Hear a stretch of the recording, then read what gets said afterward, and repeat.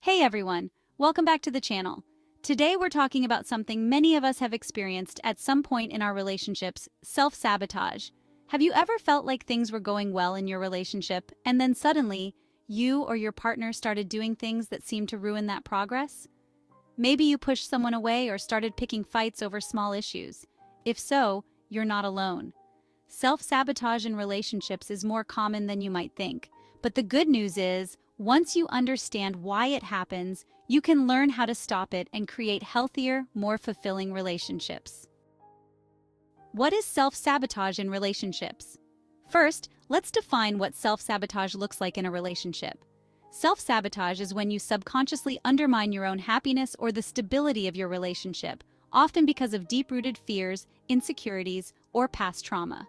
It's when you act in ways that prevent you from getting the love and closeness you crave.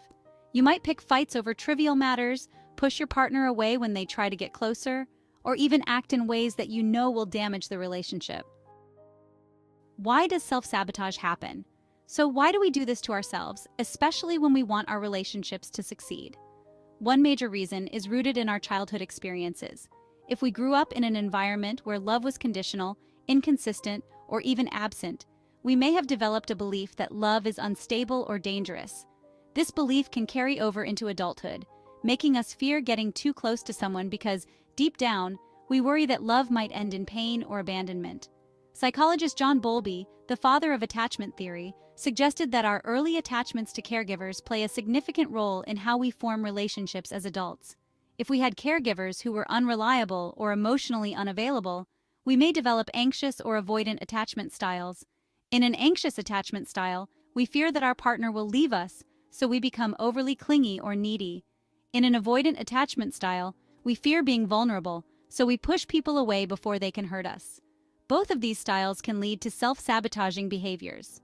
A 2017 study published in the Journal of Social and Personal Relationships found that individuals with insecure attachment styles were far more likely to engage in self-sabotaging behaviors in their romantic relationships. This is because they expect their relationships to fail, either due to fear of abandonment or fear of being hurt. As a result, they unconsciously create situations that lead to the very outcomes they fear. Self-sabotage can take many forms, some of which might surprise you. Here are some common examples that you might recognize in yourself or your partner. 1. Pushing your partner away. This often happens when things start to get serious. You might feel overwhelmed by the closeness and intimacy, so you create emotional distance by withdrawing or becoming emotionally unavailable. This can confuse your partner and lead to feelings of rejection or frustration. 2. Picking fights over minor issues. Do you find yourself starting arguments over things that don't really matter? This is a classic form of self-sabotage. By focusing on small, irrelevant issues, you're creating drama as a way to avoid dealing with deeper fears of intimacy or vulnerability. 3. Fear of commitment. Many people who self-sabotage have a deep fear of commitment, even if they truly love their partner. They may create excuses for why the relationship won't work or sabotage their connection when things start to get too serious, often because they fear being trapped or losing their independence. 4. Cheating or emotional affairs. Infidelity can also be a form of self-sabotage. Sometimes people cheat not because they're unhappy in the relationship, but because they're scared of the vulnerability that comes with fully committing to their partner. Cheating provides an escape, or a way to push their partner away without confronting the real issues. 5.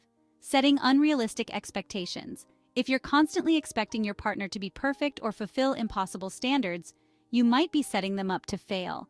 By creating these unrealistic expectations, you're ensuring that the relationship will fall short, giving you an excuse to end it or distance yourself emotionally.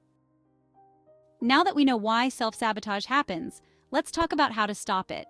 The first step is self-awareness. You need to recognize when you're engaging in self-sabotaging behaviors. Often these behaviors are automatic, meaning we don't realize we're doing them until it's too late. Pay attention to patterns in your relationships. Are you constantly picking fights when things get too comfortable? Do you withdraw emotionally when your partner tries to get closer? Once you've identified these patterns, it's important to understand the emotions driving them. Are you afraid of being hurt? Are you worried about being vulnerable? Self-sabotage is often fueled by underlying fears, so identifying what you're truly afraid of can help you work through those emotions instead of acting out in destructive ways. Therapy is an incredibly powerful tool for addressing self-sabotage. Therapists, especially those who specialize in cognitive behavioral therapy or attachment-focused therapy, can help you understand where these behaviors are coming from and how to reframe your thoughts and actions in a healthier way.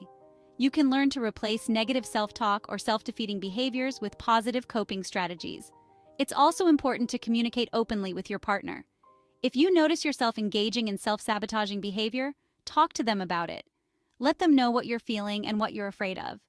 Often, simply expressing your fears can help diffuse the situation and prevent it from escalating into something that harms the relationship. Breaking the cycle of self-sabotage isn't easy. It takes time, self-awareness, and a willingness to change, but the rewards are worth it. When you stop sabotaging yourself and your relationships, you open yourself up to deeper love, trust, and connection. You can finally create the kind of relationship that you've always wanted, free from the fears and insecurities that have been holding you back. Remember, healing from self-sabotage starts with you. It's about recognizing your worth and knowing that you deserve healthy, fulfilling relationships. By taking responsibility for your behaviors and making a conscious effort to change, you can break the cycle and build a relationship based on trust, respect, and love. Thank you so much for joining me today. If this video resonated with you, please give it a thumbs up, subscribe to the channel, and hit the notification bell so you never miss another video on relationships, personal growth, and mental health. And remember, self-sabotage is something we can all overcome with the right tools and mindset. If you've ever found yourself sabotaging a relationship, I'd love to hear your story in the comments below. Let's keep the conversation going and support each other in building healthier, happier relationships.